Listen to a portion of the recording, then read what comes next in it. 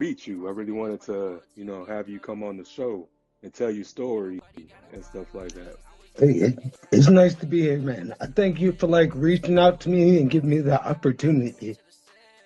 Yeah, so what made you become a martial artist? Like what was the influence behind that? My dad. My dad is the founder and creator of our style, Red Dragon Karate.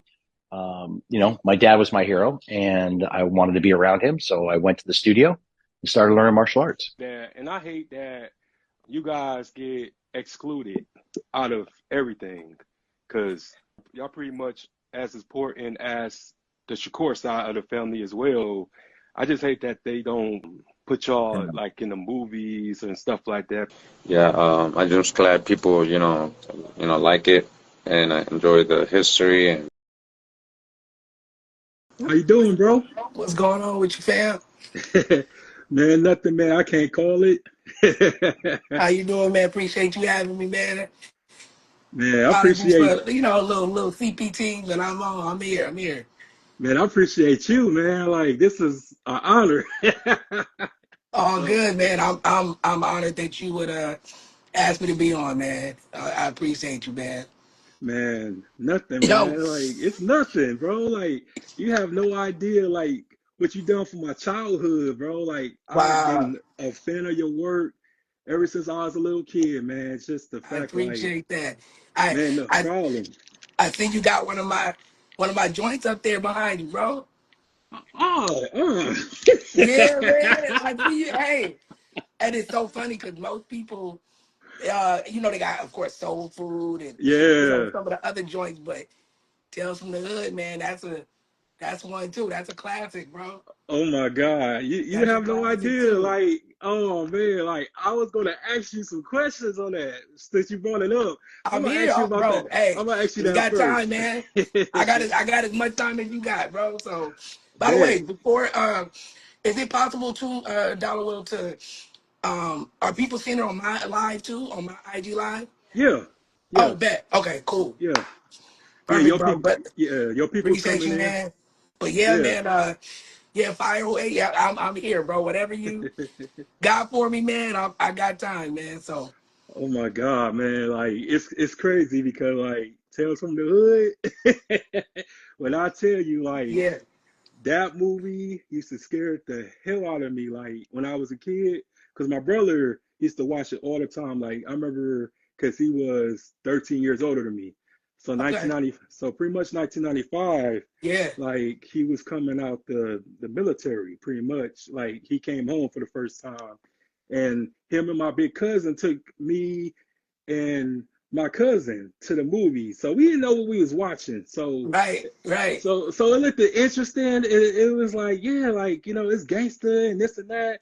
But Right. like when your segment came on, Lil Walter and the monster and stuff, and we Bro. saw Dalen Allen Greer from In Living From In Living Color. Color. Right. Yes. And we saw Wasn't him it like, weird though? Kind of like yes. you used to laughing with him, right? You used to laughing with him. Yeah, yeah. So Yeah. it really caught me off guard because I was just like, this is the funny dude acting like this. Like, Right. Right. what great? Because I appreciate the range now. You know what I'm saying? Yep. But Yep. back then, I was just kind of like, wow, like this is crazy. Same, same, So bro. It's funny you say that. And by the way, Dollar Will, you cool with that? Calling you Dollar Will? yeah, yeah, yeah, yeah. Okay, That's cool. cool. It's funny you say that, man, because like even myself, like growing up, I appreciate that film a lot more as an adult. You know what I Yeah, mean? Because like you kind of touched on it, like Rusty. Shout out to Rusty Condite, yeah, the writer director of the film. Spike Lee was a producer, 40 Acres and a Mule, and along with Darren Scott, producer. The subject matter, the thing that they were talking about, hmm, bro, it's still relevant today. yeah, You know what I mean? yeah. And like you say, at the time, bro, you were scared, bro. I was scared, and I was in the film.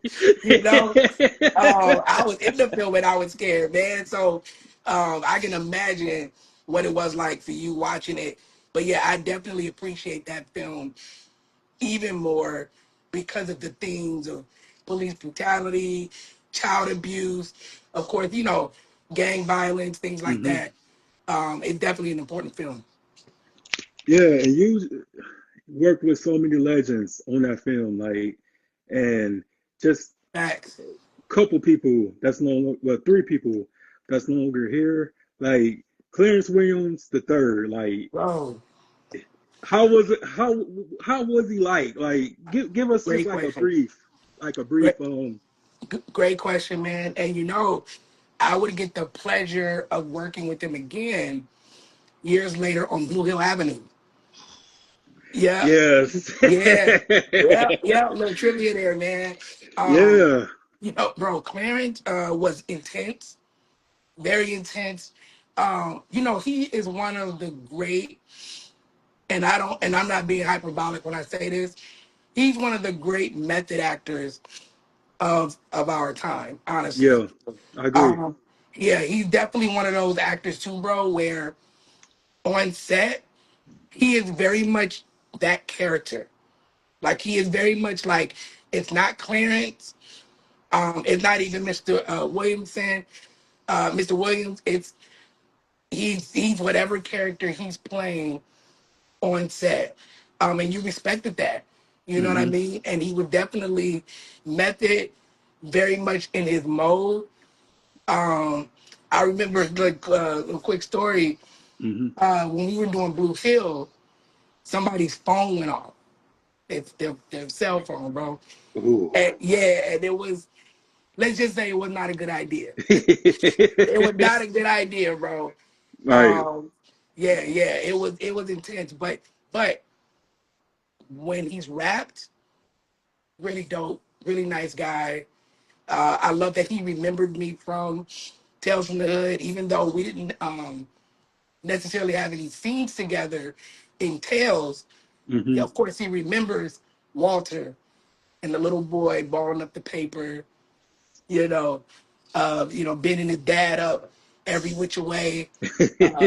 So yeah, bro, Clarence, man, he was awesome, amazing, amazing actor, bro.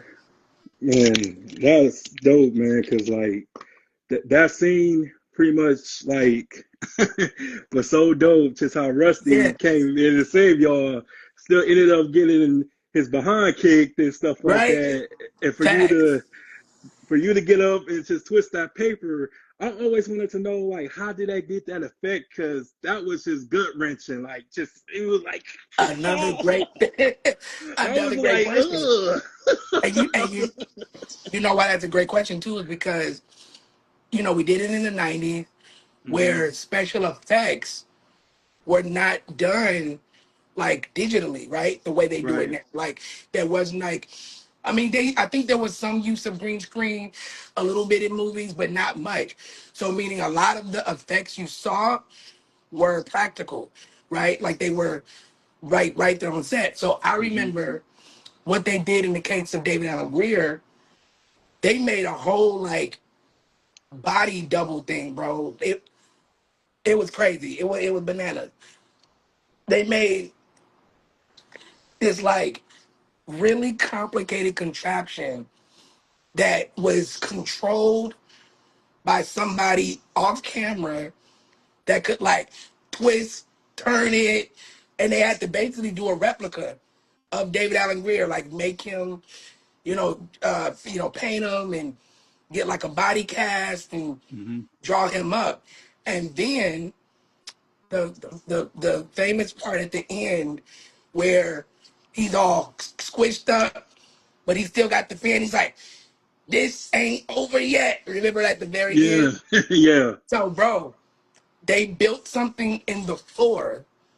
So David's body was in the floor, and his head was still like sticking up. So he was standing on something underneath the floor, and of course, on the floor was what's supposed to be his body all squished up. And they also had another hole that he could stick his hand through and hold the pan.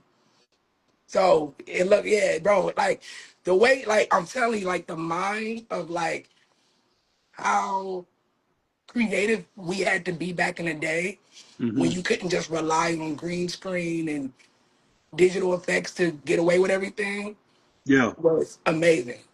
Amazing. Yeah, that was dope. Just to have, David Allen Greer as your stepdad and Paula John Parker as your mom. Man, Yes, she's so ma'am. beautiful. Man, Shout out to Paula, man. she's still fine to this day.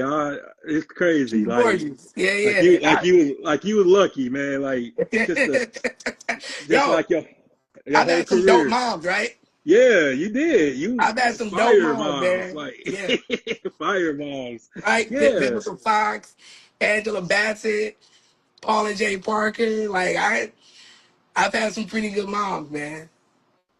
yeah. And also, I wanted to ask you, since you was in Minister Society, like, did you meet Pac or did you see Pac?